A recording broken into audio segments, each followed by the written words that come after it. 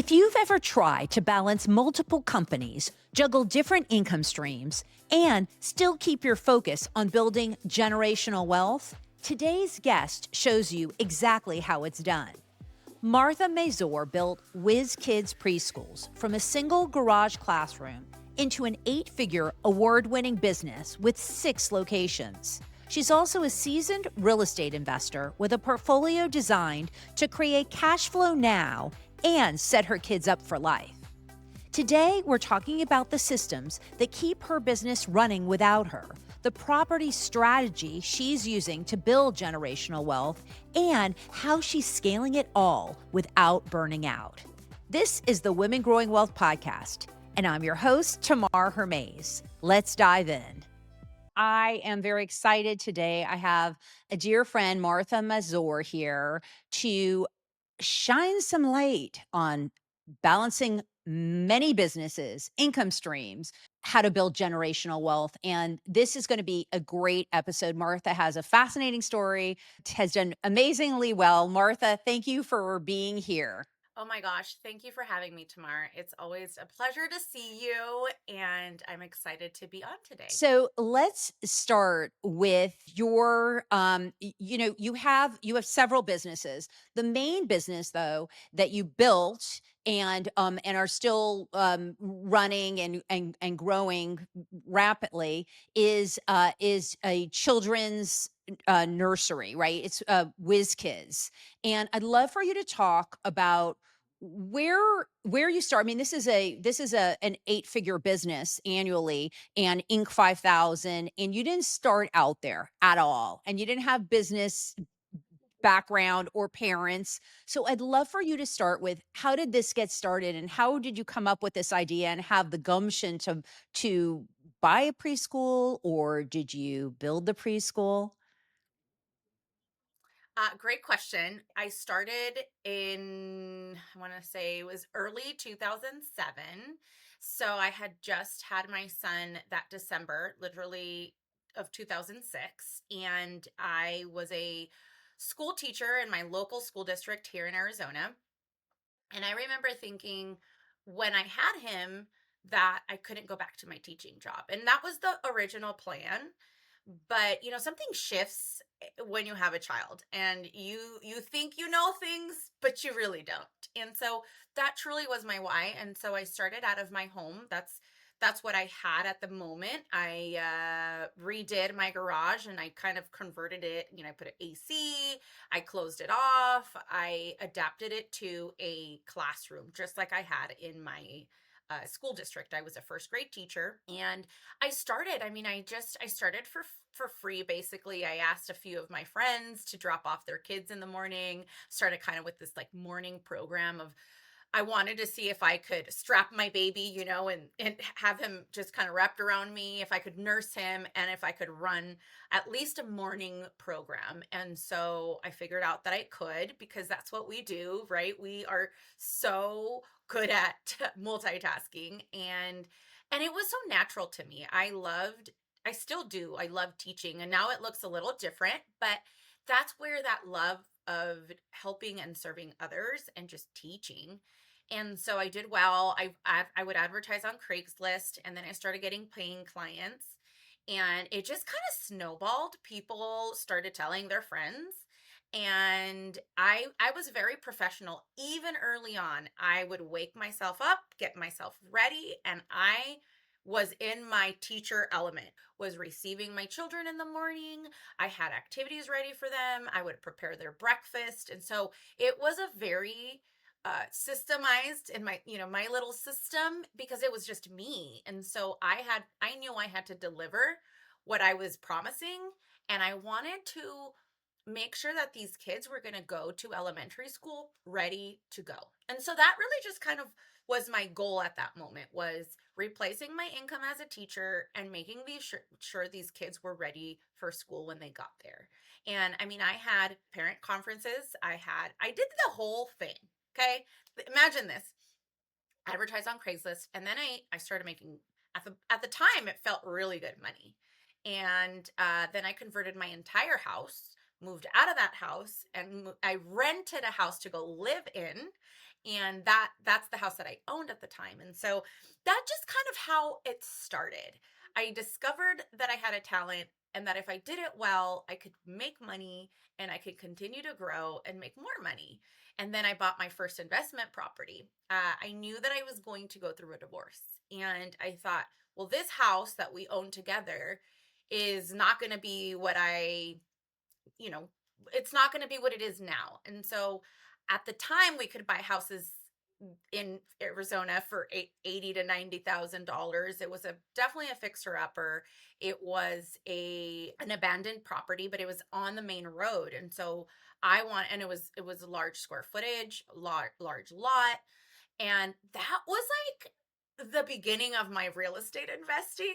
In hindsight, I didn't know that, but I that property was I fixed it. I mean, it was me on weekends painting walls, doing the landscaping, and I would hire guys from Home Depot to lay the tile and redo bathrooms and that type of thing. I mean, I totally bootstrapped that flip, and it is amazing how out of need you just start looking for options. And it ended up being, I went through the divorce, we short sold the house, we lost kind of lost everything that I had built in that marriage.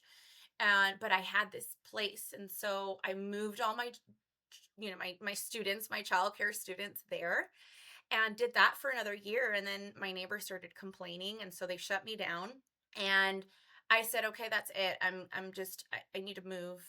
For a year, I would flip appliances. I would buy them from this warehouse. I had a tech who would pick them up, fix them, clean them, and then he would deliver them to me. And so I was not ever going to go back to get a job. I tried applying for a few jobs, but it didn't make sense. Now I was a single mom with two little kids. They were 4 and 2-year-old boys.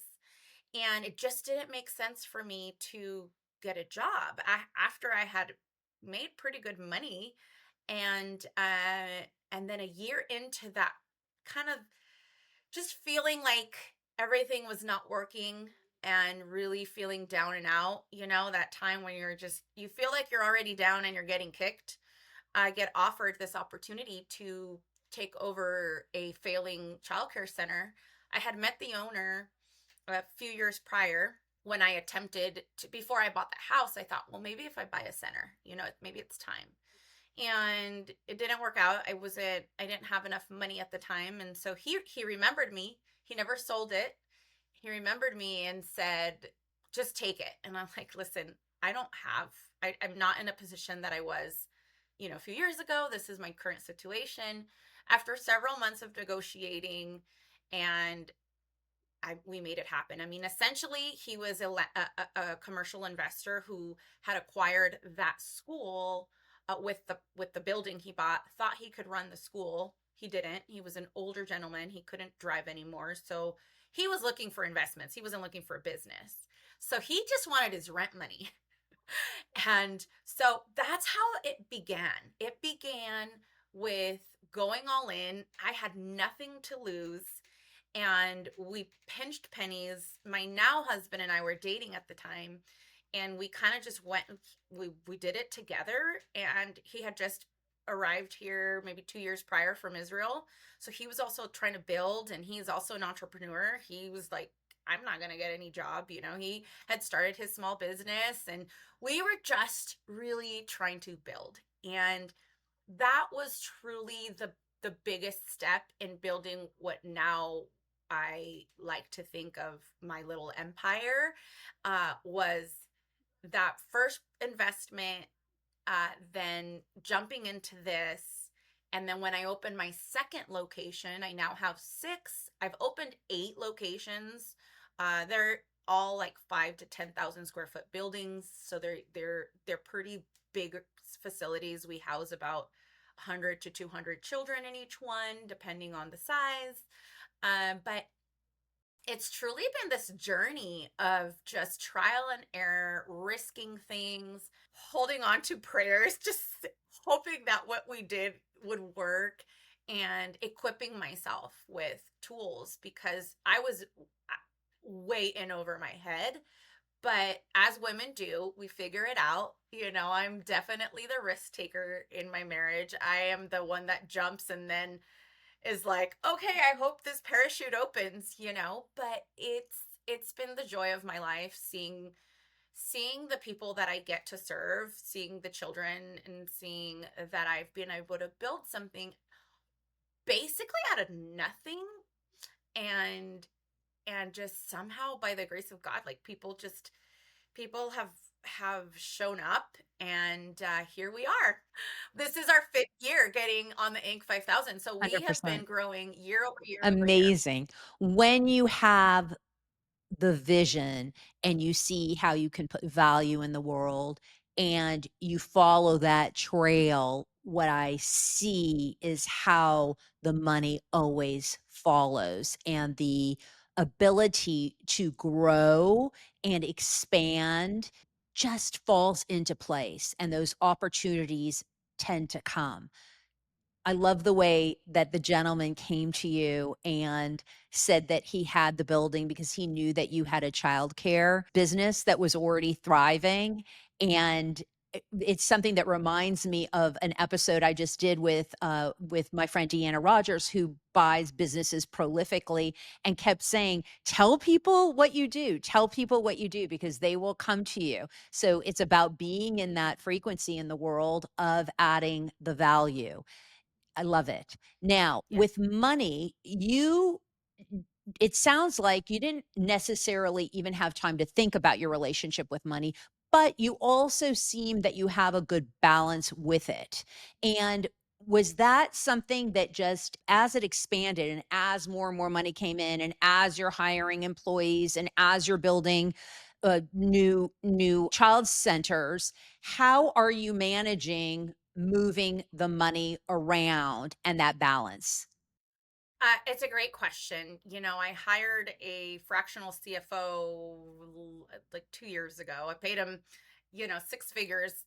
And one thing that I always said, I'm not a numbers person. I'm not a numbers person, right? I'm an ops person. I know operations. Give me people, give me systems. Like I will create the business, but I don't want to see the numbers. Or I always just underestimated. And he said, you and I work the problem differently, but we end up at the same destination. And he kind of gave me this validation of what I knew and how I had been functioning all these years. I was actually doing okay. I just would never wear that badge. I always felt that I didn't know what I was doing somehow. And I think that that comes with just experience and being frugal and not having this backup plan. I didn't come from somewhere where I had a trust or I had that financial backing. And so I always knew that. I mean, you knew how to, back then we would balance our checkbooks, before the online banking and all of this. And so you just innately start learning how to balance your numbers. And also when you have a vision of growing, I always have reinvested. I don't have partners other than my husband, obviously, but I I just reinvested. I kept our living at a try to live under our means so that whatever came in could be reinvested, and we've always funded that.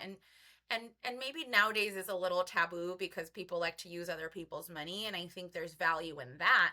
But when you don't even know that world wasn't even present for me. I had never heard those things back then.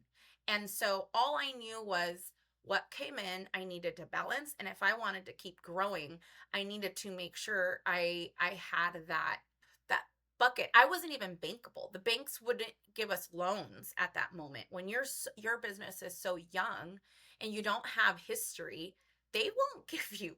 They're like, "Congrats, I'm glad you have a teaching degree." And also that's not going to help in the business world, right? And so I really had to earn it. I'm a Latina white woman, and then I don't say that to get a pass at all, but it's not easy.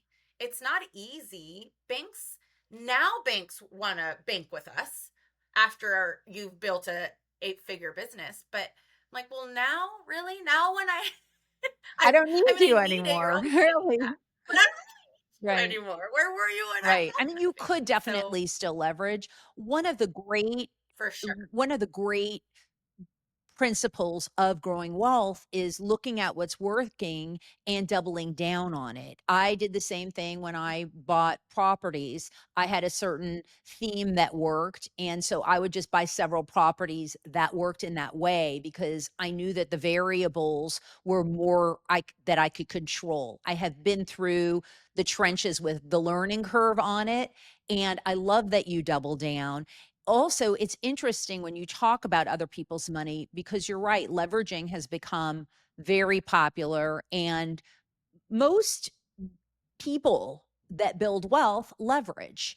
And I believe that you have done some form of leverage, although you've kept it in house, which has allowed you to hold your deck of cards. And I like that. In other words, maybe you would refinance one of your commercial properties to buy the next building. And then you also had this vision in terms of buying more real estate because you talked about a couple deals, but I know that one of the ways you've built your asset column and diversified those income streams from the business of the Whiz Kids is through real estate. Do you want to talk about how you envision that? Yeah, I mean, again, it was out of this desire to ensure that my children uh, maybe didn't have kind of that struggle that I did early on. I wanted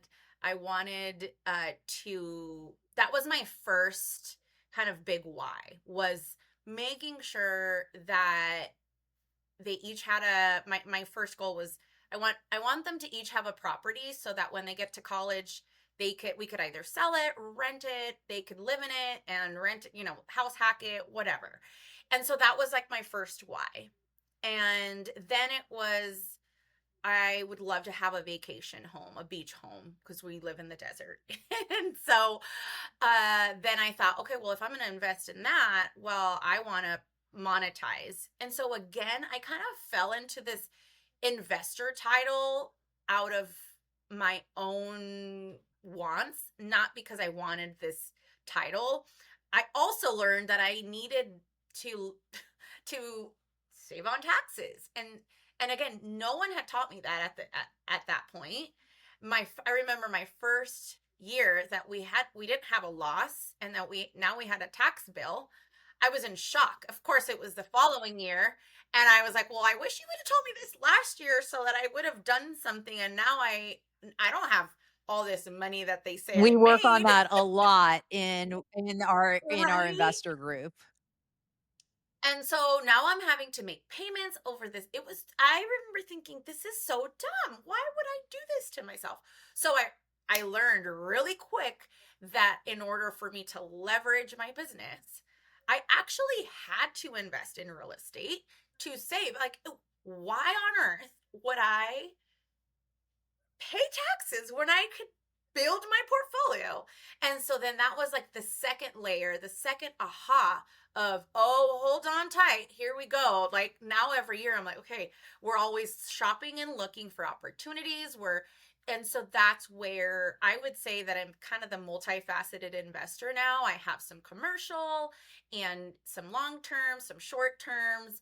It just depended on what our goals were for that year, but knowing that that taxes were our biggest motivator at that point, because you almost have to. I mean, I know I'm preaching to the choir here, but you Well, get. listen, the Women Growing Wealth listeners cannot hear this enough. Real estate is a great way to mitigate taxes and grow your asset column and build generational wealth. So there are so many wins there, and it can't be shared enough. What I want to talk about is a strategy that you shared about buying each kid a property. And this is a strategy that is not widely used and is so effective because if you think about it, if I go and I buy a property when my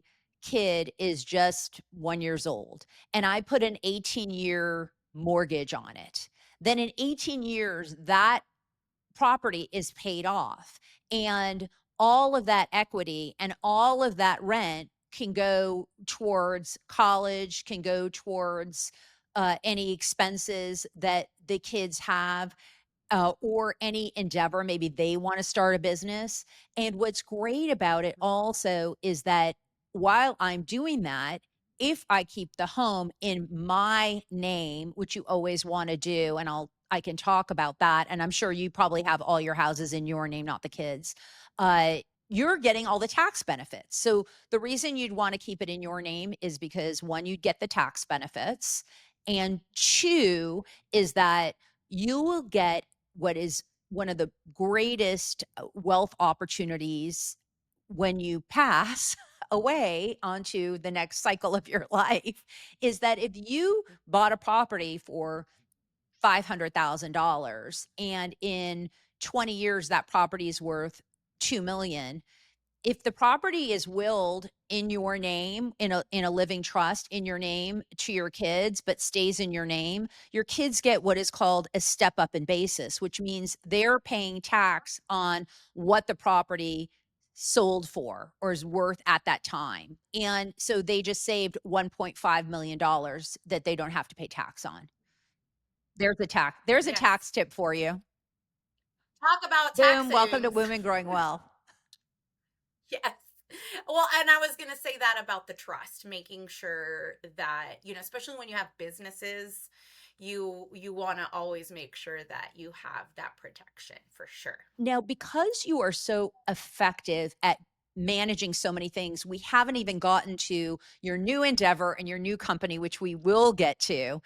I would love to just talk about the concept of time is money, right? You can only make as much money It's my favorite topic. as you can manage your time. The issue that most business owners, entrepreneurs have in terms of scaling is that they're focusing on the wrong thing at the wrong time or they're doing task switching. I'd love for you to talk about how you have successfully managed your time and how you figure out how to know what your big rock is. I think for me the process and the journey was I was on this trajectory of growth, growth, growth, growth, growth. And again, I mentioned earlier I would jump, I'm a jumper and then I am a figure outer. And so what I underestimated was that yes, I had created a service that was quality and that people liked and that they would come, and then a lot of our families stay with us 9, 10, 12 years because they raise all their children with us, and so it is the biggest compliment that we can get. However, what got you to that place is not going to be the thing that those tasks are not going to be the thing that's going to take you to the next level. And so where I went from the biggest shift for me was from 2 locations to 3, because 2 locations you can kind of burn yourself out, but you can make things happen.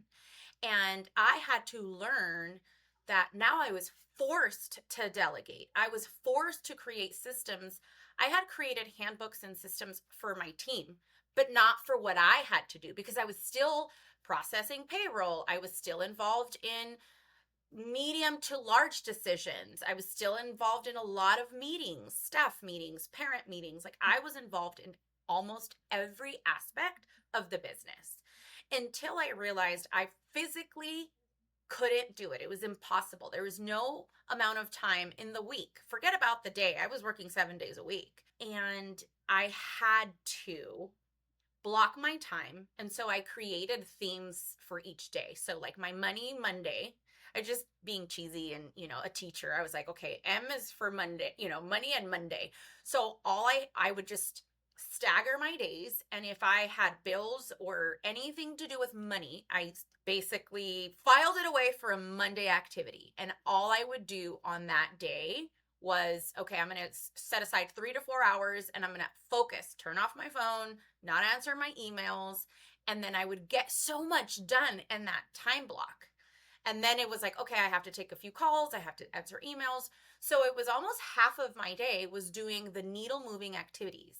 And then I started documenting, and this was before AI, of course. And I think today I'm like, if I had AI, 15 years ago, wow. But I started documenting just in Google Docs. And then when I delegated, and this is the biggest thing, because everyone says to delegate. And my biggest roadblock was I would delegate, but I wouldn't teach people. I didn't have the patience or the time. I would dump it and run. And then when they'd mess it up, I'd get frustrated and take it back. And so the biggest elevation you can have from going from an owner to a CEO is you set up your systems, you train. Now there's 1,000 tools. I mean, you could just turn on Loom, record what you're doing. AI will document it in a in a format, and then you have a visual, you have audio, you have in writing, right? And so there's no excuses anymore. But you document and you measure what you manage. You have to come back to it, and you have to allow people to run with it. Give them ownership of the vision, include them in the vision building, and then you just check in. And so that's what I do now. I check in once a week with my team, and now I only really work directly with my leadership team. There's two baddie ladies. They're so amazing. They run my company. I meet with them. They hardly ever call or text, and they can if they need to, but I've created that over years. This wasn't overnight. And so that is the best thing that you can do, is ensure that you time block, you document, you train, you empower, and then you let people run and give them some space for making mistakes. I make mistakes still to this day. But when they're terrified of you or of making a mistake, guess what? They're not going to take initiative. They're paralyzed and they can't even breathe without direction. You got to let people breathe and run with their ideas. And often, I'm going to tell you this, and I am not embarrassed. They do such a better job than I do because they're in their zone of genius that I'm not. I am now a fool. Like, it's been years. I'm an entrepreneur at heart, and I'm like, and so that allows me to focus on growth, finding properties, finding opportunities, meeting people, running my new business. And I am able to do that because years ago I created this culture of, we're in it together. I believe in you. And if we mess up, we'll do it together. We'll figure it out and we move on. Wow, that was gold. I love that. So many good nuggets in there in terms of how to manage and grow a business and grow wealth and sustainable income stream to have your business being profitable is through having other people support you, and to hear your process is really valuable. So I know that there many of the listeners run businesses and are very successful. And even in that, there are gems in there that are reminders like, oh yeah, I forgot about that, or Mhm. this is another system I can put into place. Thank you for sharing that. Now, I want to just briefly touch on the portfolio that you have now. You have properties, you have your business that is creating reoccurring revenue, that's growing, that also is designed that could be sold at some point because of the systems and processes, the cash flow, and everything that you've done to create it. So that's another huge wealth stream to create a company that actually can be sold, because a lot of companies cannot be sold. It has to be, you have to be able to get the revenue out of it. And we could talk briefly about that, but I did want to touch on, actually, let's talk about briefly about that. About, I know you didn't set out to grow a company that could scale and actually ultimately sell, Never. but do you want to share why this works and how this has been set up? I love this question. I think that it's actually my newfound passion in working with my clients as well.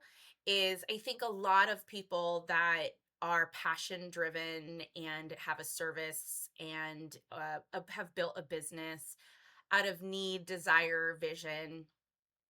A lot of us didn't start it with the end in mind. We started with the first step. We started with like survival in mind, right? What can I do to survive? And then you get past survival and you start thriving, hopefully. And then you start scaling because you figure something out. And often this is where people hit a ceiling. They've found a level of success and but they're burnt out because they're doing it all like we were just talking about. When you do everything and your hand is in every pot, that is not freedom, and frankly that is not a scalable business or a business that brings value that people would pay millions for. Investors, private equity, just whether it's another business owner or strategic buyers, whatever that potential buyer may be, they want a business because they're going to pay you different multiples, right? They're going to pay you hopefully high multiples. And the higher the multiple that you want to get paid for, the less you better be involved in your business. And so they want to make sure that they can replicate what you've created and, maybe 5, 10x their money. And in order to do that, you have to be so absent and maybe not absent minded from your business, but so absent from the operations. And again, when I built it, that was the end was not in mind at all. I figured a few things out and then I figured I could keep scaling and scale my finances and then scale my investments. And so those were always my motivators. And then I've been going at this almost 20 years. And I feel like in my 40s, I'm 40ish. I'm in my mid 40s, guys. You just start really trying to figure out who you are. My oldest now graduated high school, and so the seasons start shifting and changing. And now I'm in the season of this has been so good. And I still, when I go in the centers, which by the way, I go in maybe once a quarter Amazing. and I visit my sites. Um, I love it. I'm just like it's Christmas for me. I get to hug the babies. I get to high five. I get to do they feed me. They feed me and I'm reminded of why I do what I I do. love it. But also I know that I may or may not be the person that's going to take it, the next 20 years. And so I don't know, I'm for the time being, I'm here and I love it and I'm grateful for this this business. But I know that the day that I decide, it's time for me to retire, I have created something that I can package and, exit. And I get approached, I am not kidding you, almost Mm. weekly, but it's just not time for me. It's still not time because I've created something so good. It's almost like, why would I? Now I'm like, I finally feel like I've made it to this. I don't want to say top, but I've made it to a good place. Could always keep growing, but right now my freedom is in that flexibility that I have. I'm just kind of feel like I'm in the sweet spot. But we still have things we're growing and initiatives. You never feel like you arrive, but A yeah. 100%. I love the fact that you talk about the value of the business is based on how much a seller could get could see how much profit is already there, how much cash flow is already coming in, and the ability to expand. And if you are the bottleneck in the business, if you're running the business and you are the business and there's no systems, then why would I buy your business? Because if you leave, then the business could fall apart and I have no guarantee. 100%. That's why it's so important to remove yourself out of the business when you want to exit. What are the multiples for childcare services on sales? Well, there's a lot of different variables based on the size, the location, your EBITDA, and so it's almost like tiered. The more centers you have, it's a formula for sure, because the more centers you have doesn't mean you're more profitable, first off, but it can be attractive because if there's a potential for to fill seats, we always say we got to put butts in seats. And so we have to make sure that, what is our utilization rate? Are our schools full? Are the seats, are there, how many butts and seats are there? What is our percentage? And then what is our bottom line? And so they want to look at all those Mhm. things, but it can range, I mean, from like 3 to 10 Amazing. multiples. So, So yeah, it's so 10 which, multiple, of course, meaning like if you're valued at 10,000,000, you could exit for 100,000,000. Just saying. We'll see. We'll talk to Martha Mazor in a few years and see where she lands. In the meantime, she has had this motivation, this inspiration to start a new venture, Empire Builders. And I would love for you to share a bit about that and also the journey about rebranding the podcast. You started a podcast and you rebranded, and I know that there's I love the fact that you just ended saying I'm in a sweet spot, and then you went to a place where you get jarred around a little because it's new. So you're still figuring things yeah. out, which is exciting and challenging. So share with us about that. Yes, I'd love to. So I think for me, I had this like desire to teach and share and give. I'm an Enneagram, what is it? 2. I'm looking at my list, 2 and 7. So I am a helper by nature.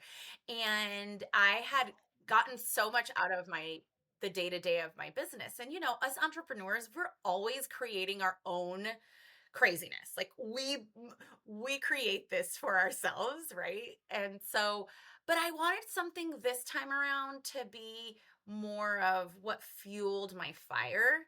I'm out of survival mode, thankfully, and it's more of how can I help the people that remind me a few years ago, right? Like I know what it feels like to feel desperate. It felt so desperate. I was so burnt out, but yet you're stuck because you can't put in a 2 week notice. You can't just throw in the towel and say, so many times I wanted to. I'd cry under my desk or cry in my car.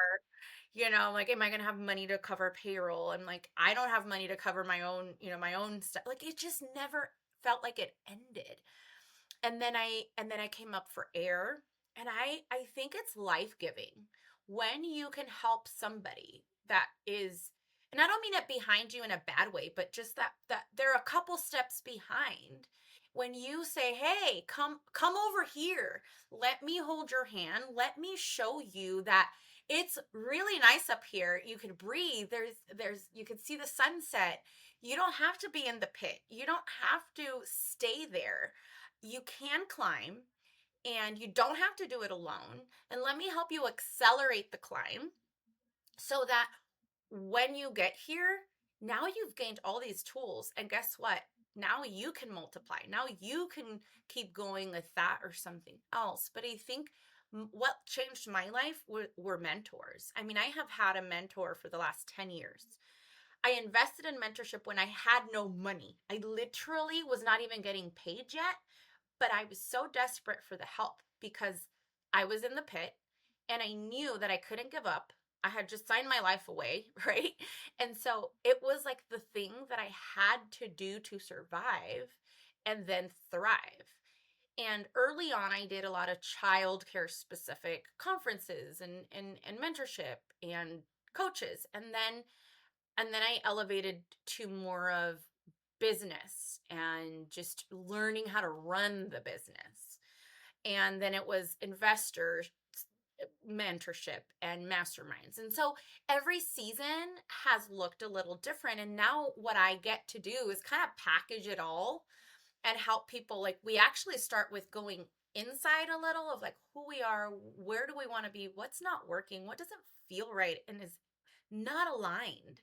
And then we create a vision and then we go to work. Like, let's get there, let's here, like, I'm going to, like, we're going to climb in tandem and we're going to do this together. And finding their path on their own. I'm just kind of a mirror, and I'm a reminder of who you are and who we're not, because we are our worst enemy. What goes on between these two ears is is is sometimes self-destructive. No. And when and and when we have problems in business, like it's happened to me, I'm like, "Oh, I'm how did I not see this? I should know better. Like I'm not even this, and what am I thinking?" And you just and it's like, "No, this is business. Let's dust off our knees and get up and keep going. Stop crying. Like you've made it this far. You can keep climbing a little bit, right?" And so the new podcast is that too, is I have amazing people that I've interviewed that have literally, I mean, overcome addiction, like really hard things, really rock bottom, and then have turned their life around and just built, $30 million companies, $40 million companies, just went from the bottom to the top. And I think it's after we do that internal work, and then really work on things, the needle moves and there's acceleration that happens that our mind can't even comprehend. Like, how did we just get here? Like, how were we there 4 years ago and now we're up here, buying $1 million yachts, So it's one of those things where it's just being a bridge for people. I love it, and it's a newfound passion. I love people winning, just like I still love seeing my children learn and win, and preschool graduations always tear me up. But now this is the next season for me, the next level of I that. love that. It's such a great way to segue into a free gift that you have for our listeners. Yes. I would love to give the time blocking tool that I was talking about. I think that everyone can use that. Even if you are a leader within a company, if you are an entrepreneur, an investor, starting a business, we all need that tool to be able to manage our time. And how do we access that? So if you go to my website, or I will make sure that I give you the link. Perfect. And how do people, women, anyone that's listening to this podcast that wants to get in touch with you, what's the best way to do that? You can find me on Instagram at the.empire.builder, on my website as well, which we'll make sure we link here, but it is marthapichow.com. It's soon to be And pay for marthamazor.com, another but another story. Martha, MARTHAPICCIAO Martha, thank you dot com. so much for being here, sharing your wisdom, your light, your vision, your sharing. Everything is just that you exemplify is just a great example of a woman growing wealth in this world in 2025 and beyond. So thank you. And for listeners, if you love this podcast, please share it with a friend, like and subscribe wherever you're listening, or if you're on YouTube. And we'll see you soon for the next episode of Women Growing Wealth.